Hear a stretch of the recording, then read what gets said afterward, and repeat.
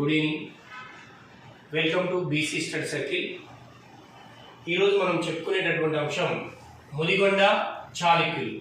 ముదిగొండ చాళుక్యులు ఈ వంశ స్థాపకుడు ఎవరంటే గొనగుడు. గొనగుడు. అలాగే ఈ రాజస్థాపకుడు వేరు, వంశస్థాపకుడు వేరు.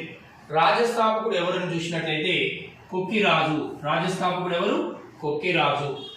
ఈ వంశంలో ముదిగొండ చాళుక్య వంశంలో మూల పురుషుడు ఎవరంటే రణమర్దుడు.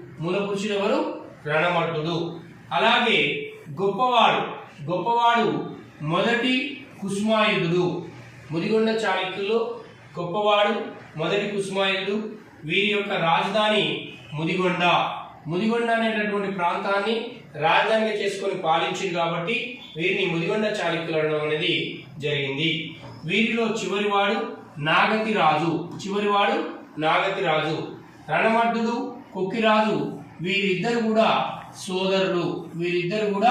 సోదరులు. ఒక మాట, వంశస్థాపకుడు గుణగుడు, రాజస్థాపకుడు కొక్కిరాజు, మూల పురుషుడు రణమర్దుడు, గొప్పవాడు మొదటి కుసుమాయుధుడు, రాజధాని ముదిగొండ, చివరివాడు నాగతిరాజు. వీరి యొక్క రాజ చిహ్నం ఏందని చూస్తే కంటకహారం.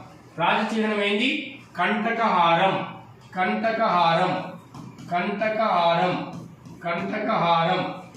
వీరి యొక్క రాజ చిహ్నం కంటకహారం.